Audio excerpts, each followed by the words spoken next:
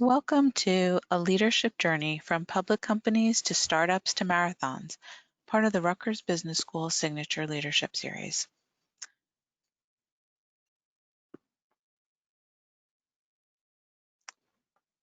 Bear with me 1 second there. All right, I wanted to share with you that today's webinar is offered in valued partnership with Tech United New Jersey, previously known as the Tech Council of New Jersey. Tech United NJ empowers innovators, entrepreneurs, and instigators. To learn more, you can visit their website, techunited.co. Corporate sponsors, promotional partners such as Tech United NJ, and individual contributors are coming together to help our students by raising awareness and funds for the 1,000 Laptop Challenge.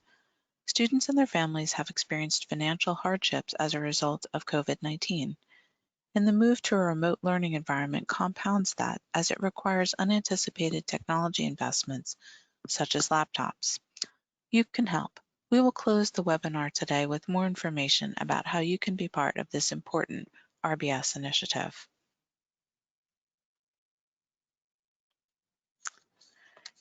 Now, here to help us get to know Frank Palumbo better and to facilitate today's discussion is Mukesh Patel, our moderator. Mukesh came to Rutgers Business School with extensive experience as a serial entrepreneur and executive board advisor. He became an award-winning professor, earning the prestigious Presidential Award for Excellence and Innovation in Teaching and Service. He is always swarmed by students in the halls of RBS, but he also teaches at the Law School, Engineering School, Arts and Sciences, and Honors College. At the business school alone, Mukesh is the director of 3 different centers. He's certainly one of my favorite people to learn from. And with that, I'd like to hand things over to Mukesh now. Thank you, Margaret. Appreciate it. Welcome, everyone, and our colleagues, executives, alumni from the Rutgers University Business School, as well as executive education colleagues and alumni. We also have a quick shout out and say hello to our students, both graduate and undergraduate students from CTEC, the ICE course, our RSVP program, and all the other fascinating and valuable Rutgers University and community programs.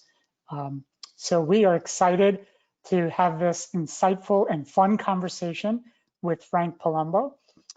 He has an extraordinary life journey and career that we'll be able to share with the audience today, from public companies to startups to marathons. Frank, what is that about? So we will get to that shortly. He has worked and lived around the world, and we're going to compress this incredible leadership series journey in about 45 minutes. So I want our audience, Frank, to benefit from your perspectives and experiences, which are influenced partly by background context. So let's start with what we call day 0. Where were you born and raised? So I'm a Jersey guy, Mukesh, all the way. I was actually born in Queens, New York, but pretty much I moved to New Jersey when I was an infant and grew up in a town in Middlesex County called Colonia, New Jersey. So I'm born and bred New Jersey. Have a great affinity for Manhattan and New York City. I have a place there, but I'm a Jersey guy. Okay, awesome. And what about like the earliest days that you can remember that had an influence on you? Did you move around New Jersey? Did you stay in Colonia? Where'd you start your early schooling, like pre-high school? Where was that? Sure, yeah, I went to a small Catholic school in Colonia, St. John Vianney, for the first 8 years, and then went to the public high school, Colonia High School, right there in New Jersey. And I probably wasn't the best student. As I look back on it, I probably should have did a better job of that. But I was just going to ask you that, like what does the high school version of Frank look like? Who were you? If I asked all your high school classmates to describe you, what would they say? Certainly my academic career was not that impressive, but I was a little guy, not that big, so especially in high school, and I had a great bunch of friends that I'm still very close with even today. There's a good bunch of us that we're close. I participated in sports. I was on the wrestling team in high school and ended up being captain of the team. So I was more of a I would say a regular guy, right in the middle there. Didn't really know what I wanted to do when I was in high school. My dad was a carpenter contractor. I worked well with him and really enjoyed that work. It was kind of a family business with my uncle and my cousins, and so that was fun. But I can't say I had a real rudder when I was in high school, Mukesh. No, but like I'm already hearing that you were captain of a sports team and you were starting to engage with your father in a family business, perhaps, or really getting that experiential learning. Learning comes from a 360 perspective, right? It's not just textbook learning, it's learning through life's journey, which is a very powerful influence. So we can see that window and kind of get a sense of how your thought processes start to form in those early days. Sure. Bring And, us and to, especially from both of them, my dad, who I lost a few years ago, but really, and my mom too, because my mom's with us, and just the work ethic that was installed in our family in terms of how hard both my parents worked, my father and my mom. That was ingrained, and really it was just kind of something that just was always there. So I never thought of anything else. It just was the way it was done. yeah, and that work ethic goes towards one of our core values at RBS. We have 4 of them. We've added the 4th one recently. So we started with the 3 R's: resourcefulness, resilience, and responsible. And then recently, based on where the world is going and changing at this accelerated pace, what I call the 4th degree of acceleration, it is now reinventing, especially for the digital era where this transformation is taking place. And so early on, this work ethic really goes to that core value of responsible, having that responsibility in the family, engaging with parents, engaging with your sports team, and just being responsible to community, et cetera. And you've done a lot of that over the years, and we'll get to that. Now, quickly walk us through what happens post high school. Yeah, so post high school, again, I didn't really know what I wanted to do, but certainly my mom was a big influence. Hey, you're going to college, and I actually went to Rutgers Newark campus, back in 1978, and it just it fit my profile, right? It was affordable for me. I could still commute to the school, still work, part time, and then I was able to actually even wrestle my freshman year there at Rutgers Newark. So it just worked for me. And I had a great experience. What did you study? I studied business administration with a concentration in marketing, and as I've told a lot of the Rutgers students I've been able to guest lecture for and talk to, the 2 classes I hated the most were computers and banking. And my first real job was selling computers to banks, and that is a true story. I love how that works. That's called serendipity. It's never say no or never say never to anything. You just Absolutely.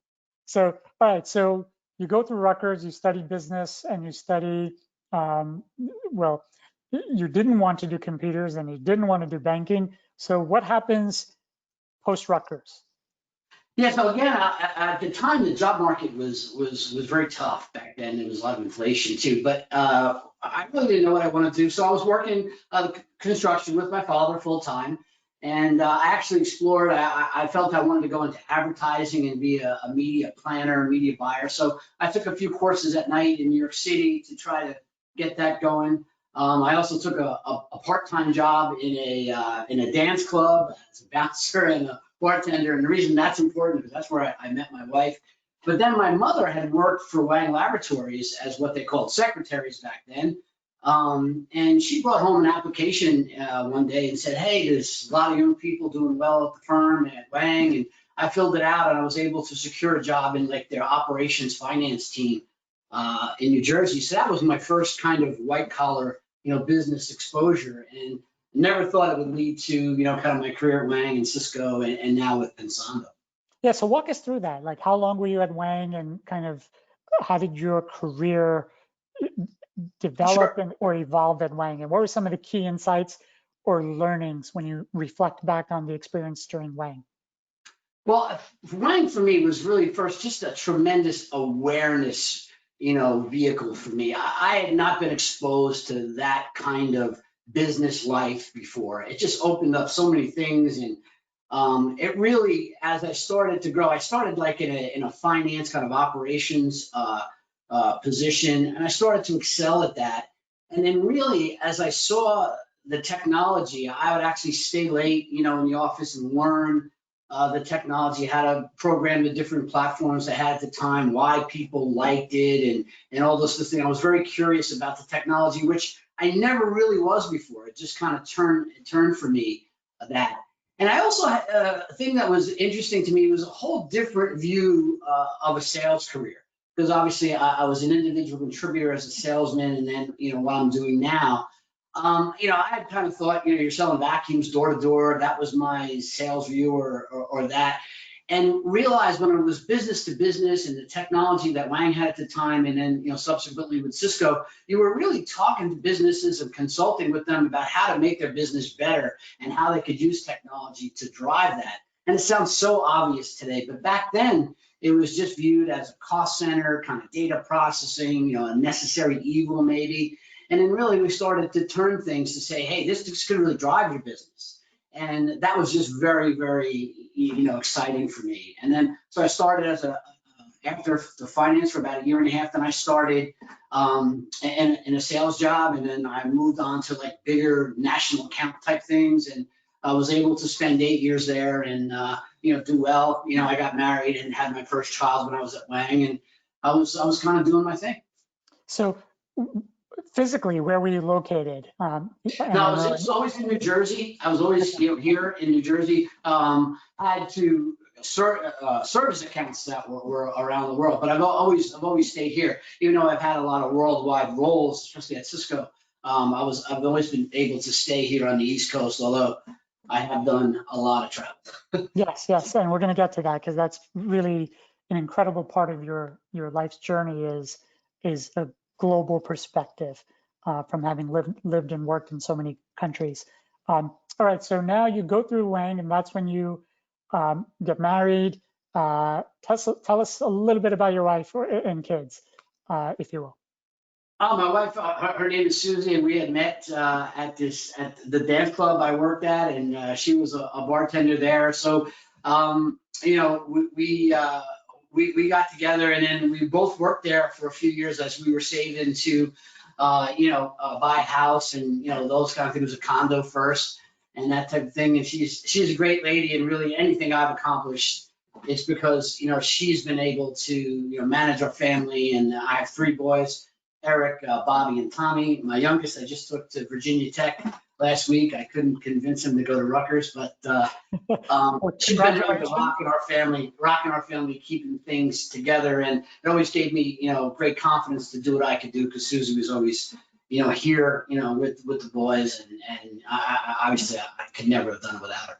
Sure, no, it's a team approach to life, so that's fantastic.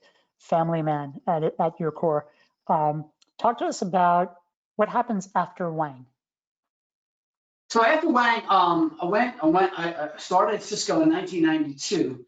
And what's interesting there is, Cisco had the great track record, but at the time it wasn't, people didn't know Cisco as they do now, or really know the internet as they do now. And I always try to tell folks that the web really didn't hit till 94. Right, with the Mosaics browser and the ease of use with pointing and clicking and graphics. So any of the internet stuff then was very text based. That's the way it was. So we started at Cisco. We were selling just routers at the time, and Cisco's product line is amazing, and it's grown way past that. And really trying to educate people about how they could use this routing technology of the IP protocol for their own internal use, and then to connect to this thing called the internet. So those early days, I can remember talking to executives, especially at a lot of the pharmaceuticals here, right in New Jersey, about, hey, I think you're going to be connected to this thing called the internet. And I remember one specific conversation with a big pharmaceutical, and they said, hey, Frank, we might need a router because we might have to connect 8 terminals for for research. That's going to be the extent of how we use the internet. I mean, And you I were said, right there. You were yeah, there at the birth of commercialization of the World Wide Web, or in the right. internet. Yeah, and this is just the internet, and the web was coming a little bit later. But you were trying to educate, the individual customers and execs, say, hey, I think it's going to be a little bit bigger. Here's what's possible and all those things. Because at the time, the addressing schemes and everything were so raw. It isn't like we have today. So you had to actually help, a customer get a Class B or Class C address so they could attach to the internet, and there was no network address translation and firewalls at the time. So when you were putting a server through a router on the internet, you were on the internet. It was wide open, and it was just a whole new paradigm for a lot of customers. And I tell a lot of people, I wish I would have just had the foresight to enjoy that time a little more. Because at the time we were trying to make sure our software worked, our hardware worked, and making sure everything was coming together because everything was moving so fast, and just trying to help customers versus taking a step back and trying to imagine what's going to happen as we move forward, which was tremendous. So I'm also going to incorporate some fascinating questions that are coming in from our audience. And then at the end, we'll cover some more questions as well. The early days at Cisco, there must have been this kind of challenge for ramp up as these new opportunities are coming about. And these were paradigm shifts. The internet, a game changer. Let's call it industrial revolution 4.0, perhaps even. Sure. And so, what were some of those ramp up challenges in those early years at Cisco? Yeah, and I can certainly relate to that because the CEO driving the ramp up challenges, and he was the VP of sales back then was John Chambers, who then became the CEO of Cisco, and he's my chairman of the board now, and he's still driving me to ramp up. So that hasn't changed. But there was certainly a lot of ramp up in terms of there was a heavy duty, I would say, like academic standards race to say, hey, what standards are we going to use because it was moving so fast? Do you make the right choices about maybe something proprietary or wait for the standard? And at Cisco, we did what we needed to do from a proprietary point of view to get in market and provide that functionality. At the same time, we also knew that we had to support the standard, right? And we kind of did both of those in parallel, which again sounds trivial, but it's very tough to do, especially in a development environment. And then really there was the sense of ecosystems that we have today because of the internet and all the connectivity. But back then they were really new. So in other words, you had a Cisco, you had an AT&T and other providers that were providing bandwidth and bringing those ecosystems together so you could ramp. And I always say for partnerships, the best intentions can happen, but when there's a codependency, when there's a true codependency, you really see those partnerships move. And that was something I learned early on at Cisco as we were ramping to get moving. And then, just like anything else, you're hiring a lot of people, new people coming in and out. Are they the right people? Sometimes you have some people that burn out fast, or maybe you're not the right fit, or you haven't done the right screening process because you're trying to move so fast. So we certainly had that at Cisco, and just tried to get better at that, every quarter that went by. So during your tenure at Cisco, what was that ramp up in terms of number of talent, like employees, when you joined versus when you left? Yeah, so when I joined 92, we were less than 1,000, and then, geez, when I left, it was 75,000. It was just night and day, and certainly the financial performance of the stock at that time. At one time, Cisco was the highest, the net worth of the company from a market cap perspective was the highest in the world for a short time there. So that was certainly exciting. It was I can't remember 5 or 6 stock splits and all those different things. And then, another real paradigm shift was we were working along the data path, for really TCP/IP, connecting things to the internet, and then managing the internal networks of the enterprise customers. But then the ability to put voice on the wire, right? That was another paradigm shift. And we had, our CEO at the time, John Chambers, had come out and said, hey, to the carriers, voice is going to be free. And it was not received real well. But he turned out to be very prophetic in that, where, you know, the carrying the voice was free because certainly the bandwidth could handle it. And now, you know, that's all you see is IP based, you know, connectivity for phones and all those things. And those early days were a little tough because the software had to make sure it handled the jitter and latency and all those things. But it matured as we went, and now, you know, you could see. You know, the kind of the TDM marketplace for voice has been replaced by IP and all the great, like we're doing today, you know, the great video systems that we have. Yeah, and John Chambers is a legend. He's one of the icons of technology evolution, and you got a chance to work with him directly. That's pretty incredible. And going from 1,000 employees to over 75,000 employees with the highest market cap in the world of a public company, that's pretty incredible. Hopefully you got some shares in the company along the way. I did. Cloud fortunate, yeah, worked out pretty good. That's awesome. Not as good as some others, but it certainly worked out well. So I was fortunate. No, that's great. What were your titles throughout your, let's say, Cisco journey? So I started out as an individual contributor, like in sales. Which I really enjoyed. I mean, it was a great experience. And then really all the promotions I received at Cisco, kind of climbing the ladder, were, I'll just gotta say, like battlefield promotions. I remember my first becoming a first line manager. My manager at the time called me and said, "Hey, we're gonna take your existing manager out. We want you to drive to the office and take over, you know, as manager, you know, this afternoon." So it was like, okay, you know, and kind of do that. And I was already starting to really build my management track. I knew that's what I wanted to do.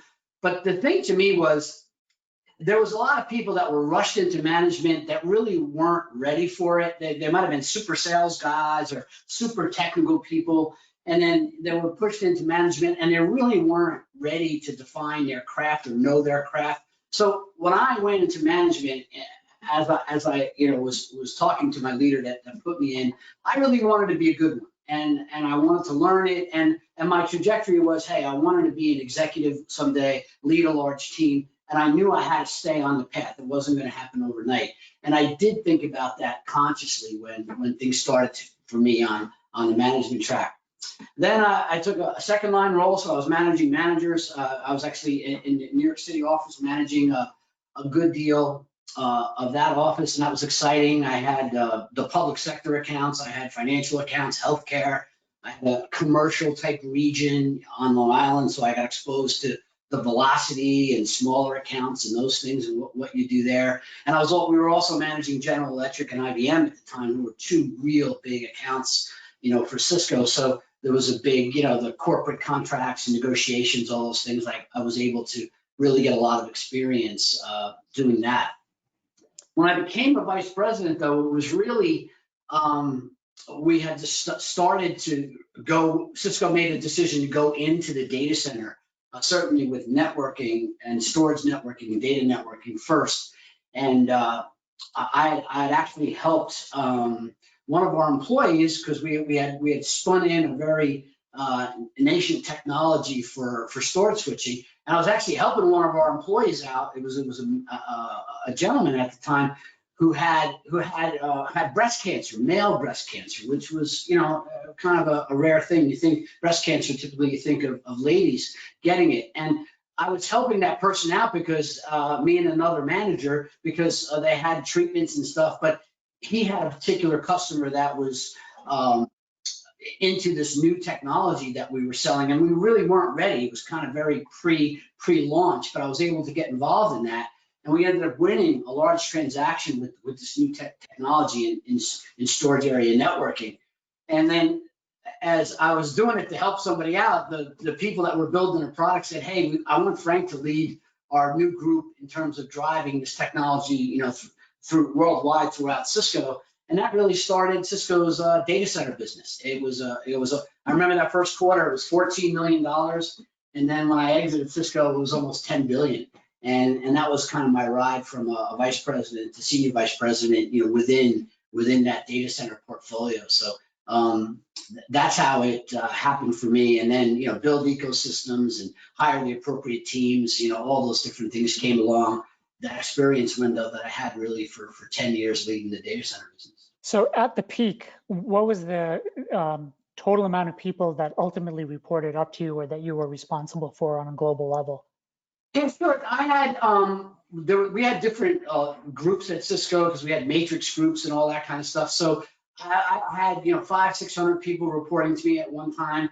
But then I was also at Cisco very matrix oriented, but I was responsible for say 3,000 in the field because they might have reported to their local management what they carried my portfolio. So we would have to do their sales plans, their goals, training, all those things. But we didn't have to remotely manage, say, someone in Scandinavia. We could let our local teams manage them, but also have the ability for them to have the right kind of data center talent in country. So we did that back and forth, and that was the trajectory that I had. You went through a series of fast promotions through that journey. What would you say are the one or two key drivers or factors, the attributes that played a role in your getting that senior executive promotion, on that fast track? Well, the first thing you got to do is perform at Cisco. You got to have the results, right? So in terms of the growth, hitting plan, the business, all those different things, which I just had the great fortune to work with some great people, and we were always able to perform, not only just on the field side or the sales side, but also on the development side. And we were involved, and the reason I mention it is a lot of those development executives are the development executives at Pensando, where I'm working today. So we had built a history going on 20 years ago of really entering new markets, developing new innovation, and then I was able to handle the go-to-market for that particular group. And certainly that's what we're trying to do at Pensando right now. But those were different things that were happening, was be able to say, grasp a new technology, insert it into a large organization, and be able to carve out an identity and build a business out of that. So when you talk about, hey, someone's core business, right, and you want to add a growth factor to it, how do you integrate to that core business and make what you have core, and then move on to the next technology? And the team I was with, we were able to do that pretty well. So that was why we kept moving along. That's pretty insightful. There's a couple of questions around culture, and we know that there's a saying that culture eats strategy for lunch, perhaps breakfast, lunch, and dinner. Couldn't agree. That's one of my favorites. So what was the innovation culture at Cisco, number one? And then number two, what are your thoughts on how you helped cultivate that culture for leading that extensive network and holding the people accountable for performance, but also the trade-offs of a toxic but superstar employee? Like, what was the culture like for innovation? And then how did you help contribute towards that culture and holding people responsible? Well, sure. Well, the first thing is, I would never ask anybody to do anything that I wasn't willing to do, right? And so there was always that in terms of the teams. And then I also realized there's a pace of business, right? As you look at a quarterly or yearly, as you move through, and you can't be amped up every day, all day. You have to build a pace either to the quarter or what you're doing, because if you try to do it every day and you get amped up and you're pushing your team unreasonably, they're going to burn out and you're not going to get anywhere. Yeah, obviously what you do day 2 of the quarter versus day 85 of the quarter is different. Everyone knows that as you're trying to hit targets and all those things. But you have to pace things, and people need to understand, where you are in that particular situation. The other thing I liked, was as I got more experience, it was a tremendous asset to me, because it did enable me to kind of see around corners, because you had seen some trends that you could react to. But there's also a danger to that because you don't want to hang on things where hey, we do it this way, or this is the way we do it. You want to make sure you foster the good ideas, right? Especially from maybe some of the new people that you have. So you want to use your experience to see around corners and do it that way. But hey, make sure you get, the new ideas and new initiatives, because there's always a better way to do things. And in tech, tech doesn't respect history. Tech respects innovation. And you've seen that with all the different tech trends that we have. If someone can do it better, that's what customers are going to buy. So it's a true, competitive marketplace.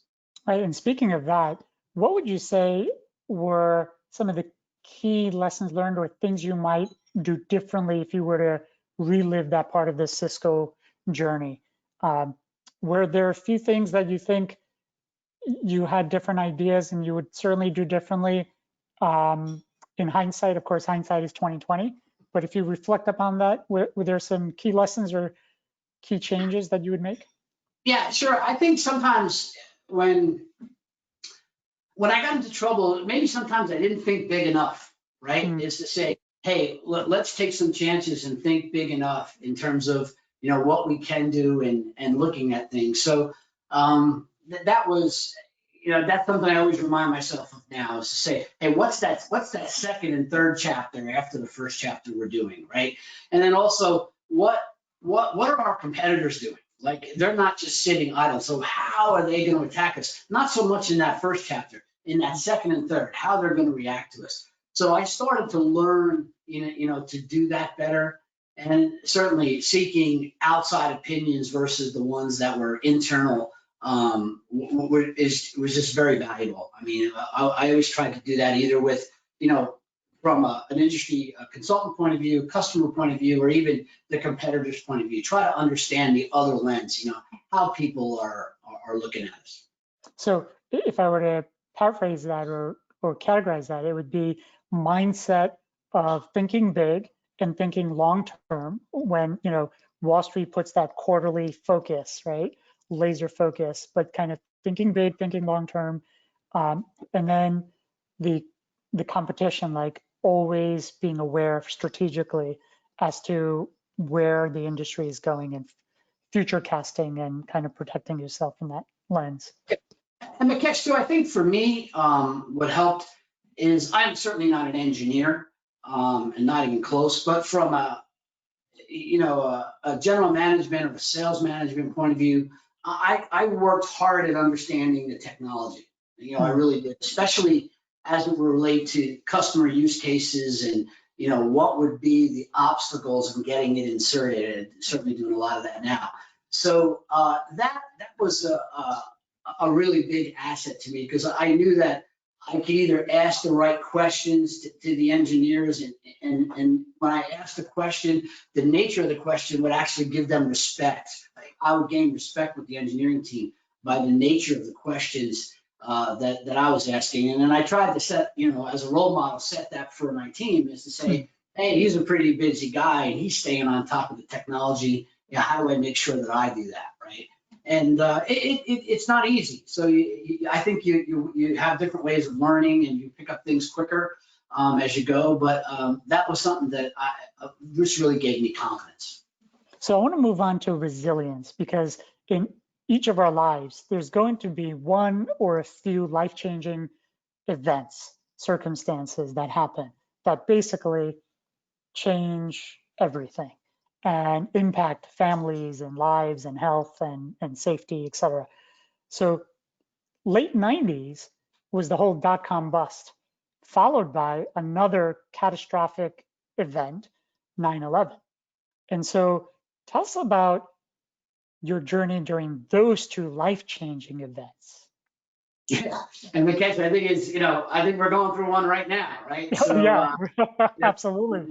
I can tell our viewers, right? Hopefully, COVID-19 and those of you on the West Coast with a lot of the smoke and the fires, and now down in the Southeast with and the civil hurricane. civil unrest and political. Civil unrest, so it's yeah. We have certainly a lot to deal with now.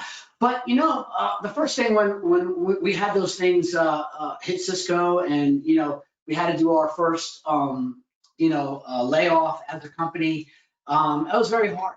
And we had been flying so high and doing so well, and then when the dot-com bubble hit, we had to make some changes.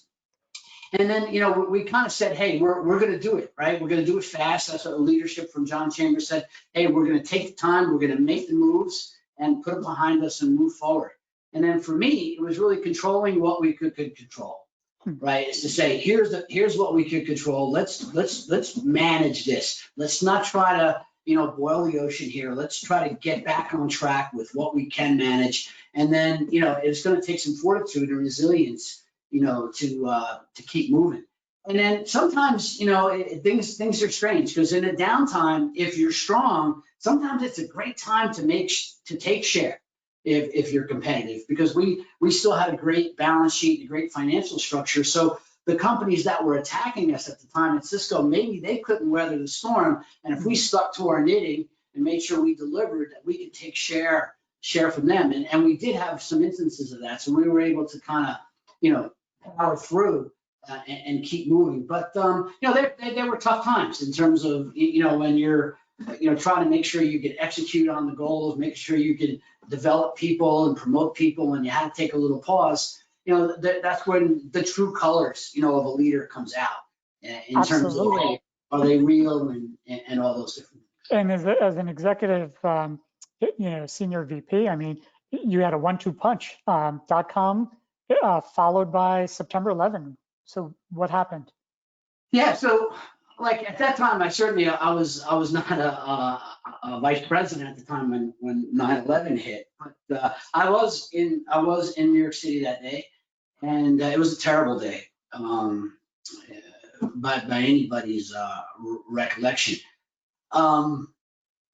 But I'm not sure a lot of people know, but the Office of Emergency Management was actually in 7 World Trade. So that was the way the city was gonna, kind of run their emergency management procedures when something happened. But that facility was you couldn't use it, right? So we had worked with the city, and actually I had a team that was handling the public sector at the time. And we when people were leaving to get out of Lower Manhattan, our SEs were going down to Lower Manhattan, where we were trying to get phones up for Mayor Giuliani, and we did it with IP telephony, and he actually spoke to the president on those phones. And then we were able to put all the kit in for what they called the Family Victim Center, which was up on the west side, developing the infrastructure for that. And this was the Monday after the Tuesday, where you would come to this center if you believed you had a family member that was in the towers. And they had it was set up like a trade show, but we put all the infrastructure in and really did it over the weekend with no previous plans, and just a tremendous effort by Cisco and a lot of other people and companies. But I had systems engineers and salespeople, really just fallen asleep because they'd been up for 3 straight days, trying to get the infrastructure up and running. And we put a call center in over the weekend as well. Everything worked perfectly. I still say it was divine intervention, but it was great comfort for the people that were coming in to start to research if they had a family member in that facility. And I could remember the press trucks being out in front of the facility from around the world, literally around the world. And I said, hey guys, if the phones work, nobody's going to care because the phones are supposed to work, right? But if they don't work, we're going to have a problem. And like I said, everything worked flawlessly. And then we were on that project for the next 3 months, making sure it was secure and all those things, and was able to build a little relationship with Mayor Giuliani at the time and those kind of things. But those are the kind of things you remember about, just people and circumstance and what can really be accomplished when people come together. Right, absolutely. I mean, I had the privilege of working in the World Trade Center for a short time in my career early on as well, and Windows of the World. And I had a breakfast meeting on the morning of 9/11 getting ready, watching TV at home, waiting for the call from the business partner who I was supposed to meet saying, leave now, let's go meet. And the call never came. And I saw on the news what was happening in real time and ended up not going there. But so, yeah, it kind of hit home, and I applaud people, the leaders that stood up and really came together to work together despite any differences. Talk to me a little bit about how many countries, I'm so fascinated with your global journey. How many countries have you lived in or worked in or visited? Um, continents, countries, cities, I don't know. Just give us a context of. So, well, I gotta say, first of all, I've always lived in New Jersey and New York area. So I've always been here. I can't spend a lot of visited, worked in, nights in California and too many nights on the road, but certainly been to certainly every continent. I've never thought about a number of countries, but I can tell you the one I was supposed to get to Russia, and something happened with my visa, and I had to have someone fill in for me for that one. But all through Europe, Asia, spent a lot of time in China. We did some a lot of work with China, Japan, Australia, Singapore, Malaysia. So I'm trying to think of all the other countries. South America. My wife is actually Colombian, even though I've never been to Colombia with her, but been a lot of the countries in South America and Mexico. I think almost every state in the union, except maybe for the Dakotas. I've never been there, but God, I've been everywhere else. Alaska. I've been to Kenya. So would you say more than 20? More than 30 countries? Yeah, I mean, I don't know, charted maybe 40 or so. 40 countries? That's pretty amazing. And a lot of it on business, but some of it on vacations and such. And I will say, when you're on vacation, I don't know what it is. Your lens is so different. You're so much more relaxed, and not so worried about the travel schedule. But when it's business, it's business, right? You're not with your family. You're there to do a task, and I wish I would have did a better job of enjoying some of the places I traveled on business. But sometimes I was just so focused on what we had to do. I probably didn't do such a great job with that. So 2 more questions before we open up for Q&A. One question is, what is your thoughts or views on 5G technology? Who benefits? Same question maybe for your high-level executive thoughts on like autonomous connected vehicles, things that are here and coming and scaling. Yeah, no, for 5G, I mean, it's certainly, it's going to happen and create more of a reach, especially to the edge technology. And that's something we're very excited about at Pensando. So, how that I believe that's going to happen, and I can't comment on some of the things about the safety of the signal. It's way out of my area, but you got to figure the smart people are going to make sure they figure that out, and it's safe. But I do believe, that's kind of that next jump. I think it will take, another 10 years for that technology to roll over, really. And that's just my thought process about, all the different ecosystems that need to be built in software, so it gets to the right price point and it's ubiquitous. And I'm not just talking for the consumer, mobile phone market. It's really all, when would it enter, corporate enterprises and that around the world, where, hey, you could just come in with your laptop. You don't need to connect to Wi-Fi and Ethernet, and you'll be able to get the services that you need from either, the internal repository of the company you work for, or from public services. So I think that could be truly exciting in terms of the speed of business, what it can do. I think it'll create a lot more security issues, for sure, that the tech companies need to address, and they need to address it so it still remains simple, and they need to address it so it doesn't break other stuff. Because that's the problem with cybersecurity today and the vendors that are there. There's so many little vendors trying to solve niche problems. is to making it simple where it doesn't break other things. You know, that's where people want to get to. And that's certainly the challenge for tech.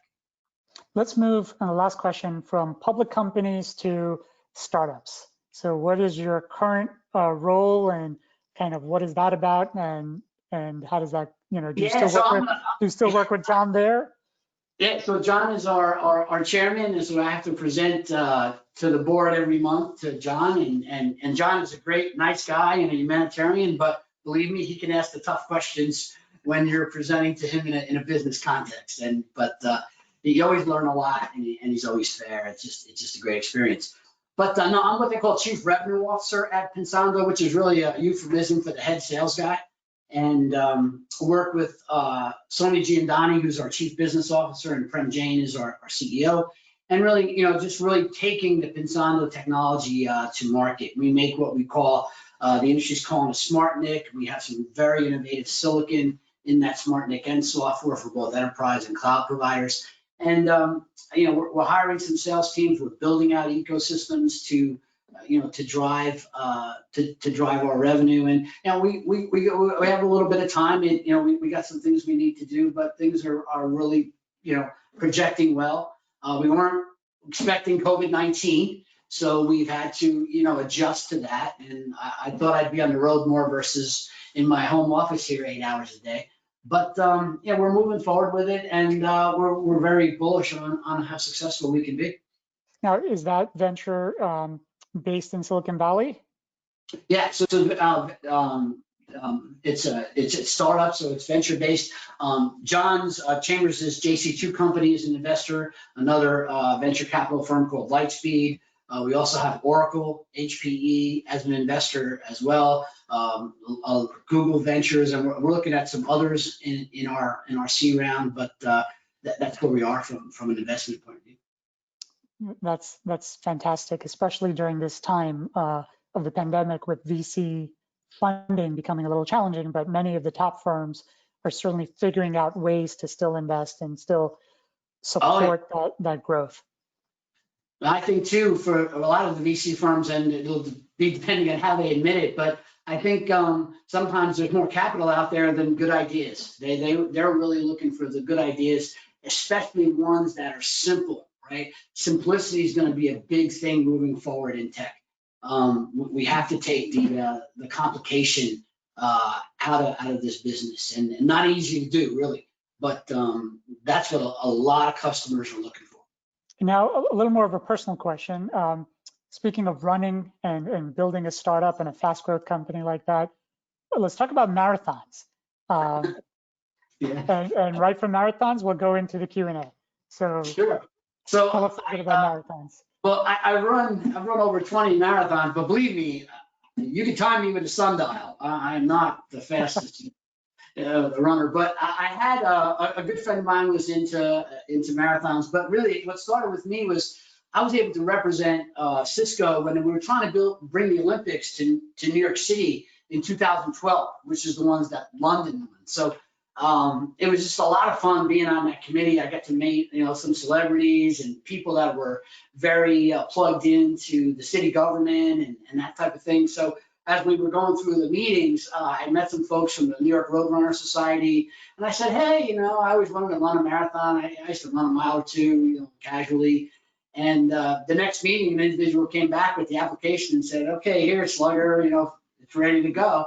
And that was back in 2004. And I ran my first New York City marathon then, and I haven't missed one yet. I ran the last 15, although we didn't have one for Sandy because of the hurricane, but I was enrolled to run it.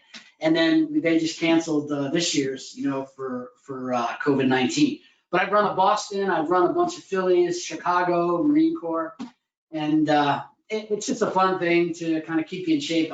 I find it easier to keep in shape when I have a goal versus just trying to train on your own. But the New York City Marathon, it's just a great day in New York City. It's very international. You know, you meet so many great people. It's just a fun day. So it's just a passion of mine. I love doing it. That's amazing. 20 plus marathons, 40 plus countries, public companies, startups, venture funding, Silicon Valley, Silicon Alley. What a great story. Thank you for taking us on that remarkable journey. And let's now go to live audience questions. I try to include as many as possible during the talk, but let's open it up. Margaret? Hey, Mukesh. Thank you for speaking of leading a journey. Thank you for leading us through that. And Frank, absolutely amazing. Mukesh, if you'd like to take any of the questions that came in through the questions box, I do think there were some that we weren't able to address. Did you want to read them out, or do you want me to do that? Yeah, let's, Frank, what's next?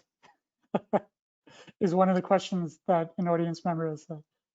What's next is really making Pensando successful. That's really what's driving me right now. I'm singly focused on that. We have we feel a great, game-changing product, great development team, great team, and we believe we can really, change the paradigm in terms of, how data centers are built and how traffic flows, how secure they are. So that's my focus right now. Okay. Another question is, what's your perspective on the financial markets? I just didn't hear. The financial markets, the stock market, especially NASDAQ or tech companies' valuations. Yeah, I tell you, again, that you're a little outside of my expertise in terms of that, but I have been impressed at how resilient, especially the tech companies have been, and how, the financial services market has interpreted that. So, God knows what will happen, as we move forward, but it's amazing talking about resiliency. That's right after Dean Lay, right, in the Rutgers Business School, how they've been. And you could see how, during the pandemic, how important, technology is, where businesses, healthcare systems have been able to keep moving, education, because of, video and all the different things that we're doing. So I think it, was one of those things that certainly unfortunate for the pandemic and how tragic it is, but it does shine a light on how technology can keep us moving. Next one, we talked about Silicon Valley, and here's a Peter Thiel type of question. What important truth do many people disagree with you on, but you believe strongly about? Important truth that people disagree with me on. Yeah, like do you have a disruptive idea that most people say not a good idea, doesn't make sense, but you believe that it will play out in some way, shape, or form? I think as we were talking about the whole where people fear the whole automation thing and taking away people's jobs, and it'll be like this anarchy type thing because we won't need it. I don't believe in that. I think that there's still so much more to do, so much more people want to see or wants that they have. I think there'll always be something else, right? And I just don't think automation or tech is. We're going to have to adjust, and just like we have for hundreds of years. But I think there'll always be something new and another way to do things, experience things. So I think we'll be fine that way. Okay, and maybe one more here. Any advice or tips you can share with a younger aspiring executive in the making? Someone who's maybe in college or grad school or finished their MBA and kind of early in their career. How do they pitch ideas to upper management, to boards, to leadership? How do you get your voice heard without them saying that, oh, you're too young, you don't have the experience? What is your perspective on leadership on young ideas or ideas from younger? Well, I'll give you two. I think, for any level, really, the ability to net things out in this environment is very important, right? Time is critical. So getting to your point is to say, here's the premise. Here's the 3 or 4 things that support that premise, and what do we need to do to move forward, and be very net about that. And then, hey, it's going to be yes or no or somewhere in between, and then adjust from there. You'll be surprised how intuitive a lot of these execs are. That they can pick up things so fast, and if they need more background information, they'll ask you. right? But really get to the point, net things out, and moving forward. I think with your teams going down is I think it's important that you are vulnerable, right? Your team needs to know that, hey, you don't know everything, and certainly you're not the smartest guy in the room. That happens to me all the time, and you need their input, and you don't have everything figured out.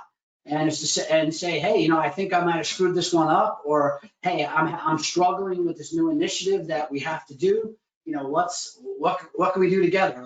We need some new ideas here. I think being very open with people in terms of where you are, especially if you do have a little bit of a track record of getting some things done, to help you say, hey, I don't got this one figured out yet. I need some help.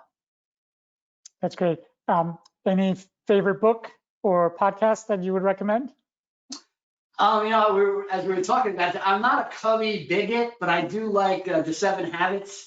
I do think there's some great, begin with the end in mind. Try to see that end game. And there's another one in there called The Rules of the Farm. Especially with some of the younger people, I think sometimes they try to skip some steps, and really, the rules of the farm say, hey, you got to plant the seed, you got to water it, you got to grow it, to really get the crop that you want. You can't skip any of those steps. And I think sometimes the younger people say, hey, man, don't skip any of those steps, right? Enjoy the learning, right, as you go, because if you don't have all the learnings, you're going to get exposed. Unless you're just such an extraordinary talent or you're just amazingly lucky, you really need to follow that rules of the farm. Make sure you take the time to learn your craft, because you will get exposed, and you're just going to be more confident. You're going to be better. Absolutely. Overnight success sometimes takes 5 to 10 years, as they say. And the journey is the destination, right? In many ways. So, Frank, that was a remarkable journey that you shared with us in such a compressed time. We could certainly learn a lot from nuances and experiences from folks like you. And you're a committed Scarlet Knight, a Rutgers fan, a Rutgers alum, and Sure. Rutgers sports fan as well. And so that was fantastic. Thank you for sharing that journey from public companies, executive leadership, to startups, to marathons, to world travels, and being a family man with shared values of being resourceful, resilient, responsible, and always reinventing. So we encourage everyone, this is the time to reinvent and re-innovate.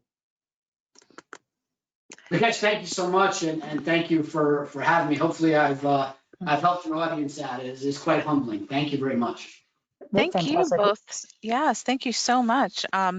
The glimpse into the leadership playbook, the sharing of successes and challenges, very meaningful to our audience.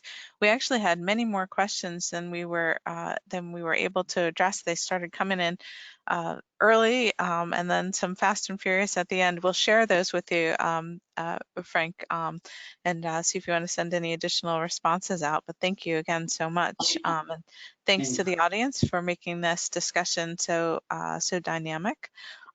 I did promise to end our session with information about the 1,000 Laptop Challenge. We have this fairly new component of the signature leadership called the 1,000 Laptop Challenge. And RBS students and their families have endured financial hardship since COVID-19. They quickly entered into a remote learning environment that required technology such as laptops that many simply can't afford. Corporate sponsors, promotional partners, and individual contributors can help by donating to the 1,000 Laptop Challenge Fund. And each of you will receive an email with additional information about how you can be part of this important initiative, and it will include a link to the donation webpage. We appreciate any generous support that you share with us. Quickly getting information out about our very next signature leadership series. We're just going to call him Tiger because I do struggle pronouncing Tiger's last name. But Tiger will be joining us for our next signature leadership series, and I hope that all of you will as well. You'll be receiving a quick online survey in just a moment as the webinar ends. And we hope that you'll share information so this series can continue to meet your needs. So everyone from our partner, Tech United NJ, To our presenter and moderator and our fantastic audience, thank you and have a great day. Thank you, Frank. Be well. Take care, everybody.